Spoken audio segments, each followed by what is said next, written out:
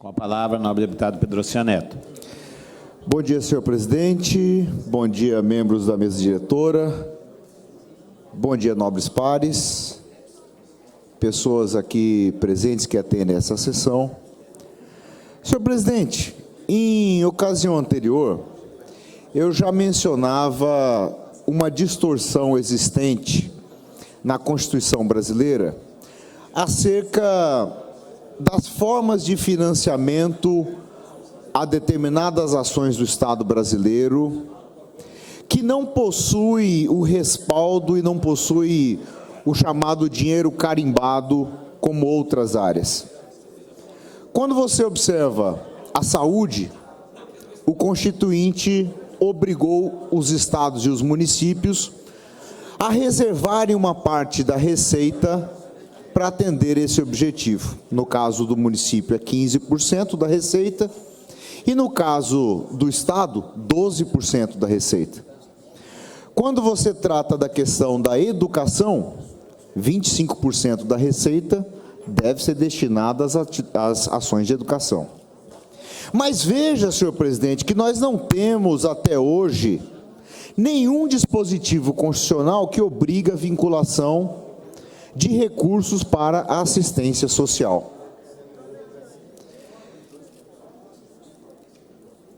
Em outra ocasião, eu apresentei nessa Casa de Leis um projeto que obriga as concessionárias de serviço público, em particular a Energisa e outros, que obriga as empresas públicas, tal como Sanesul, como MS Gás, tal como as empresas que possuam, deputado Rinaldo, parcerias público-privadas firmadas com o Estado do Mato Grosso do Sul, a destinar o 1% do imposto de renda devido para o Fundo Estadual da Criança e do Adolescente, o FEINAD, e 1% do Fundo Estadual de Defesa da Pessoa Idosa.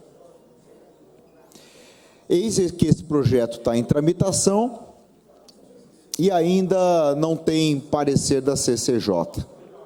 Existem certas coisas que são óbvias, existem certas coisas que são lógicas, existem certas coisas que são necessárias. Às vezes, na coisa pública, o óbvio é o mais difícil. É óbvio que nós precisamos vincular e colocar recursos na assistência social. E eu quero apresentar aqui hoje um outro projeto que complementa esse primeiro projeto que eu apresentei, que vai alterar a regra do incentivo fiscal no estado do Mato Grosso do Sul, e vai alterar a lei complementar número 93, que vai criar o MS Empreendedor. O que diz essa lei? Essa lei é muito generosa na concessão de incentivos fiscais àquelas indústrias e empresas que tenham um papel no desenvolvimento do estado do Mato Grosso do Sul. E concede, no mínimo, 2/3 de redução dos impostos do ICMS, podendo chegar até 90%, 95%. Qual é a pré-condição que estabeleceu o legislador? Que ele destinasse 1% para o Fundo da Criança e do Adolescente, daqueles recursos do imposto de renda. Mas veja, senhor presidente, a distorção, porque essa lei não fala do 1% para o idoso. Enquanto existe legislação nacional que autoriza, sem nenhum ônus para o contribuinte, não está colocado como pré-condição para a obtenção do incentivo fiscal aqui no Estado. Então, o que nós estamos colocando nessa legislação? Para que uma empresa possa ser incentivada com redução de incentivos fiscais no Mato Grosso do Sul, que ela deposite o seu 1% para o Fundo Estadual da Criança e do Adolescente, que ele já pagaria normalmente do imposto de renda, essa é o que diz a lei atual, e nós colocamos mais 1%, que é a inovação legislativa, que vai colocar a obrigação de recursos para o Fundo do Idoso. Isso não muda em absolutamente nada a vida das empresas. Ao invés de pagar para o fisco federal, para a Receita Federal, agora ela vai começar a aportar nesses dois fundos estaduais. Eu fiz também, e aproveitei a oportunidade de encaminhar um ofício para o presidente do Fundo Estadual da Criança e do Adolescente, do FEINAD, pedindo a relação dos depósitos feito pelas empresas no último ano e que pudesse discriminar quem eram os contribuintes.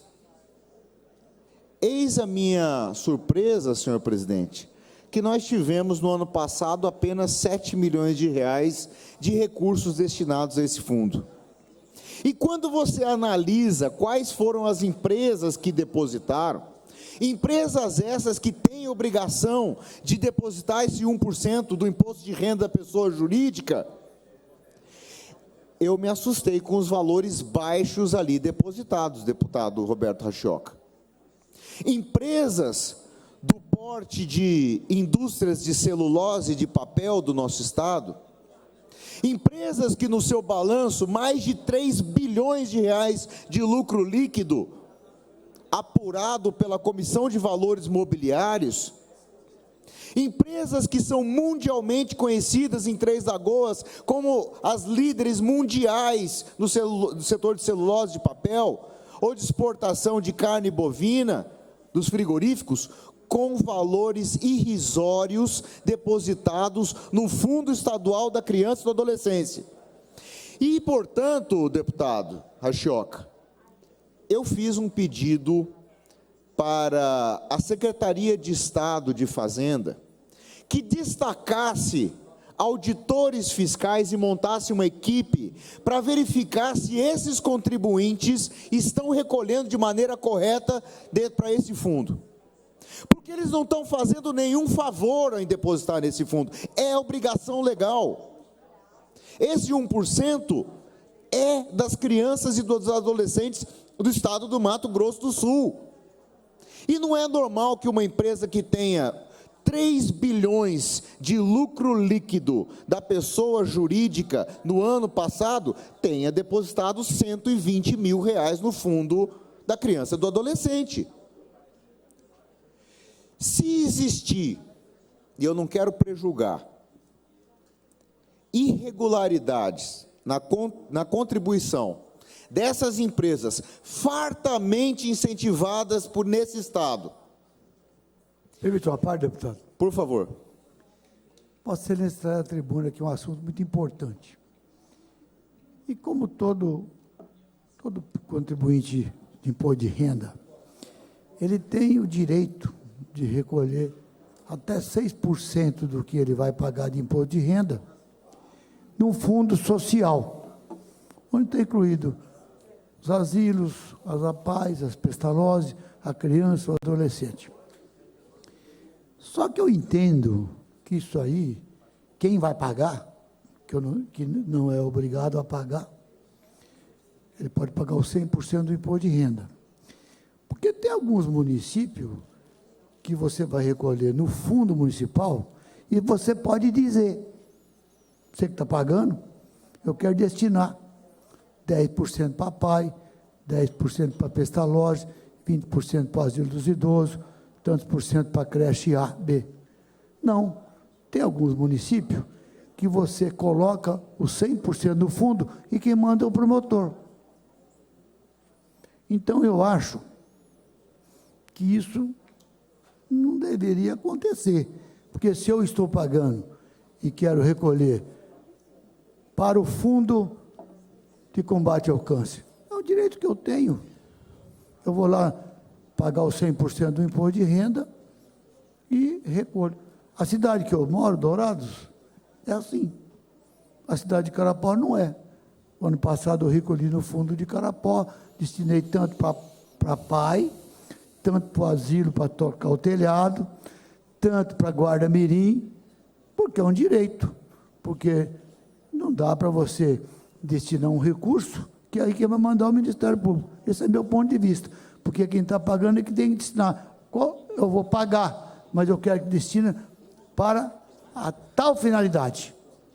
Muito obrigado pela parte. Obrigado, deputado Zé Teixeira, e concordo que do ponto de vista do doador, é melhor que ele possa destinar. Mas pode ter certeza, se você colocar um recurso dentro de um fundo, seja ele municipal, seja ele estadual, que tem algum propósito social, esse recurso vai ter uma regulação, porque esses fundos têm um conselho deliberativo, não é apenas o promotor, e aí eu vou discordar parcialmente da opinião de Vossa Excelência, que é o promotor também, mas nós temos o chamado controle social, e esse controle social, em conjunto com a promotoria, em conjunto com a sociedade civil, vai poder fazer a destinação para os projetos que assim sejam elencados. Agora, diferentemente da pessoa física, que tem a opção em fazer a doação a esses fundos, diferentemente da pessoa jurídica, a empresa, que está operando normalmente e tem a opção em fazer o recolhimento desses fundos, nesse caso concreto, nós estamos falando da obrigatoriedade. Porque essas empresas tiveram o incentivo fiscal do nosso Estado e é pré-condição para gozar do incentivo fiscal depositar 1% no Fundo Estadual da Criança e do Adolescente. E o que eu estou chamando a atenção é que não está sendo fiscalizado de maneira adequada, porque esses recursos são declarados de maneira espontânea por essas empresas, é autodeclaratório. Então, o que nós estamos fazendo? Que a Secretaria de Estado de Fazenda vai fazer uma fiscalização, vai olhar o balanço dessas empresas e vai olhar nos últimos 5 anos de maneira retroativa, e se não estão recolhendo de maneira correta, vão ser chamados a recolher retroativamente sob pena de perda do incentivo fiscal. No caso concreto que nós estamos tratando do Fundo do Idoso, seu Zé, eu chamo a atenção numa... Se Vossa Excelência permitir mais um segundo. Por favor. Eu entendi o que Vossa Excelência fala, mas nós, no primeiro ano de governo do Reinaldo Azambuja, nós viemos aqui e tivemos um aumento em tudo quanto é coisa supérflua. E, na hora de votarmos o fundo, certo? Criou-se, não sei, um percentual de 1% ou 2% do cigarro, bebida alcoólica e tal. Eu nunca consegui destinar, como parlamentar, 1 centavo desse fundo para nenhuma entidade. Agora, eu pergunto a Vossa Excelência, por que em vez de o empresário depositar, não deposita no governo, no próprio governo, o governo administra o fundo? Por que quem vai administrar o fundo é o governo? Porque eu não disse que eu sou contra o Ministério Público fiscalizar. Vossa Excelência pode ter entendido errado. Se eu mandei, como pessoa física, um recurso para o fundo em Carapó, ele entra no fundo. Eu não posso destinar para pai. Ele vai para o fundo. Só que eu carimbei, de tal montante que eu vou depositar aqui no fundo, eu quero que destina desse meu recurso X para o asilo dos idosos, X para pai, X para pestalose. E o Ministério Público pode fiscalizar. Claro. Se o recurso que está lá no fundo, e eu pedi para o prefeito destinar, se foi destinado, e a forma que a PAI, a pestalose, ele está usando o recurso. O Ministério Público, ele existe para fiscalizar. O que eu não entendo, e coloquei aqui como pessoa física, sim, e eu estou entendendo que Vossa Excelência está falando da jurídica. Eu não estou dizendo que o Ministério Público não deva fiscalizar. O que eu acho é que o Ministério Público deva fiscalizar. O que ele não deve, na minha visão, se eu estiver errado, que me desculpe, é ele que destine. Quem tem que destinar é o prefeito que está no executivo, e o fundo é um fundo social, e o prefeito tem que saber para onde que ele vai destinar. Esse é meu ponto de vista. Se eu estiver errado, que me perdoa, mas é o que eu penso. O senhor está certo. Concordo com Vossa Excelência, não pode ser nenhum órgão que vai mandar nesses fundos. Cada fundo tem uma regra.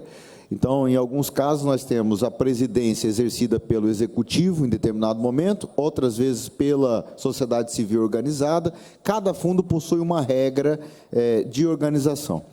Para concluir, senhor presidente, eu fiz o levantamento que nós estamos tratando aqui de mais recursos para aqueles que estão tratando das pessoas idosas.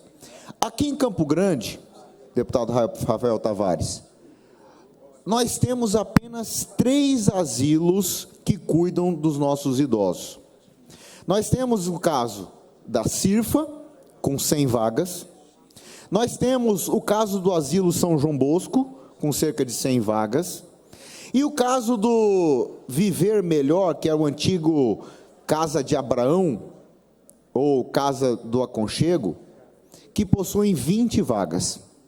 Então, nós estamos tratando, para uma cidade de quase 1 milhão de habitantes, de apenas 220 vagas ofertadas para os idosos. Existem na fila judicializados para entrada nesses asilos, nessas instituições de longa permanência, 82 casos. São pessoas que têm o seu direito, que estão sendo cerceados. São pessoas que estão na fila, muitas vezes idosos acamados, idosos que estão precisando de um cuidado integral, com sonda nasogástrica, com oxigenação, com cuidados permanentes com o enfermeiro, que tem que virar toda hora, senão o paciente tem escaras. Pacientes que não conseguem muitas vezes ser tratados pela família de baixa renda, não consegue cuidar do idoso com uma doença degenerativa. Então, esse tema da pessoa idosa precisa ser colocado com prioridade nas políticas públicas.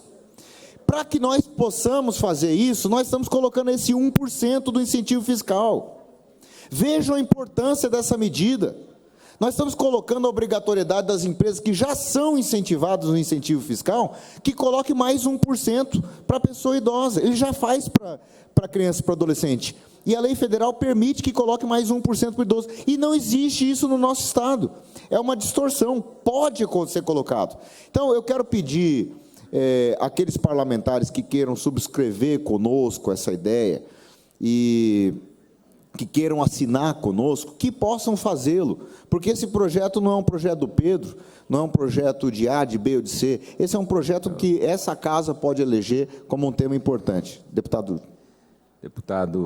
Pedrocian Neto, primeiro louvar, né, a sua iniciativa nessa proposta. Eu acho isso extremamente importante e nós alavancaríamos um recurso significativo, considerando o número de empresas que são incentivadas no Estado. A grande maioria das empresas nossas, elas têm um incentivo fiscal, e ter a possibilidade de ter um recurso desse adicional, obviamente, faz com que a gente possa sonhar com programas e ações que atendam tanto a criança e o adolescente quanto ao idoso, e são ambas.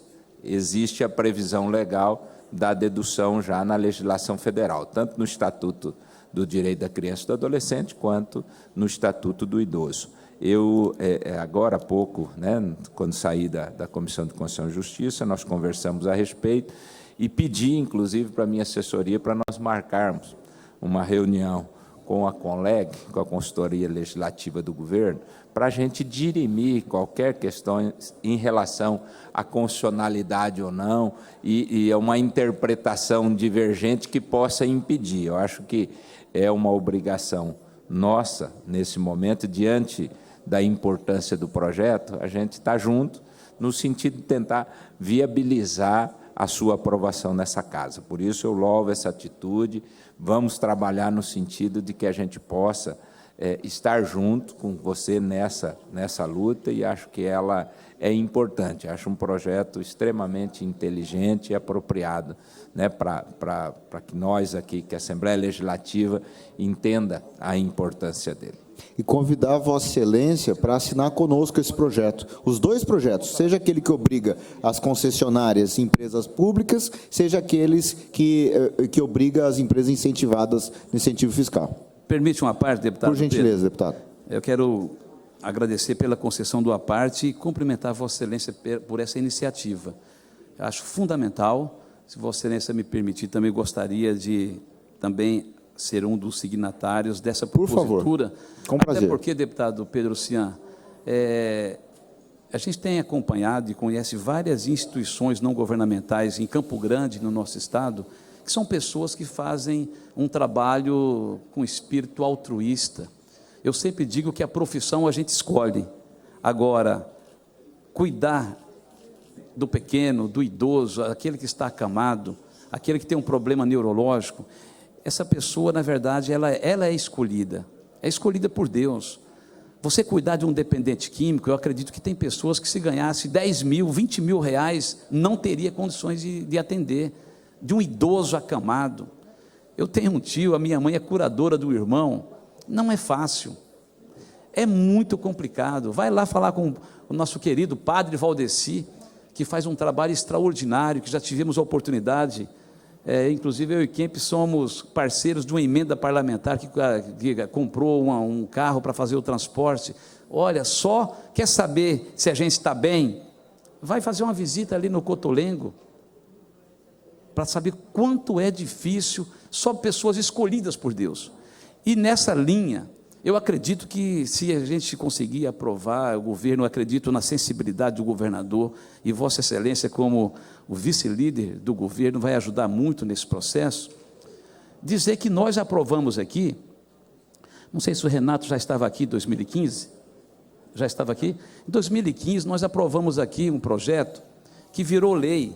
Sabe qual? Olha que ideia linda. Deputado, nosso querido Júnior Mock era o presidente. 1%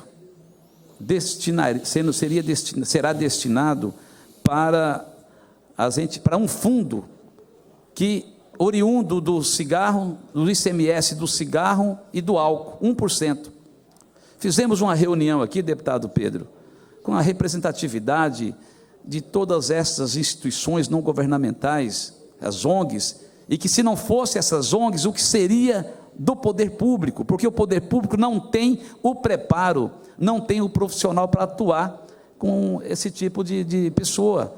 Então, nós aprovamos a lei, inclusive a Rose estava no exercício da governadoria, no último dia, inclusive, sancionou uma lei, que virou a lei 4.751, de 5 de novembro de 2015. Só que esse, até hoje, não foi regulamentado. E quero deixar essa missão para Vossa Excelência, como liderança do governo, vice-líder do governo, que a Cefaz faça a regulamentação, porque tem que ter um trabalho específico para destinar esse 1% para este fundo, que com certeza estaria ajudando aqui o Asilo São João Bosco. Nosso querido Gersino está lá fazendo um trabalho com muita dificuldade. Eu, por exemplo, já mandei uma emenda de 100 mil reais, porque, gente, quem não está idoso hoje deve ter um parente, e quem não é idoso, não tem um parente, se não falecer jovem, com certeza vai ficar idoso. Então, é preciso sim que haja esta regulamentação desta lei que eu acabei de mencionar. E parabenizar Vossa Excelência mais uma vez, e quero ser um dos signatários desse projeto. Muito obrigado pela concessão do aparte. Muito obrigado, deputado, com prazer. Gostaria de uma parte, nobre deputado. Por gentileza, deputado. Deputado, esse é um tema muito importante que Vossa Excelência discorre, e gostaria também de ser signatário nesse seu projeto. Temos militado aqui na Assembleia Legislativa, na frente parlamentar, em defesa do direito das pessoas idosas. E um dos avanços, dentro de várias discussões nessa casa, foi a regulamentação do Fundo Estadual do Idoso, que há mais de 20 anos estava sendo discutido, sendo apresentado propostas, e não era efetivamente colocado em prática. Porém, nobre deputado, o fundo foi criado sem fundo. Olha só, deputado Rachoca, um fundo sem fundo. Por que ele é sem fundo? Porque quando nós conseguimos avançar no sentido da sua regulamentação para poder captar recursos do governo federal, da iniciativa privada, mas não teve nenhuma obrigatoriedade do Estado, que naquele momento não apresentava números tão positivos quanto hoje, para poder ser anexado, atrelado a esse fundo. Então, hoje, o fundo estadual, ele depende de recursos da iniciativa privada e também de projetos específicos, mas não tem algo como Vossa Excelência está apresentando, de ter já definido 1%, por exemplo, dos lucros ou dos benefícios de empresas para poder alimentar esse fundo. E seria, deputado, essa sua proposta, um passo gigante. Gigante porque esse fundo financiaria várias ações das organizações do nosso Estado que têm ideias incríveis, importantes para melhorar a vida da nossa população idosa. Então, eu quero aqui parabenizá-lo por esse tema, um assunto pertinente, importante, e pode contar conosco, comigo, nessa caminhada. Muito obrigado, deputado, pelo seu aparte. E, então, para concluir, reiterar a importância desse tema, que nós possamos eleger a defesa e garantia dos direitos das pessoas idosas, sobretudo aqueles acamados, ajudando as famílias que estão em situação muito difícil, como um dos temas principais da atuação dessa Casa Legislativa, e eu tenho certeza absoluta que o nosso governador Eduardo Riedel vai ser absolutamente sensível a essa questão, porque sabe que um Estado desenvolvido é aquele que aposta no desenvolvimento econômico, mas tem uma mão solidária, humana e sensível à causa social. Muito obrigado a todos, fiquem todos com Deus.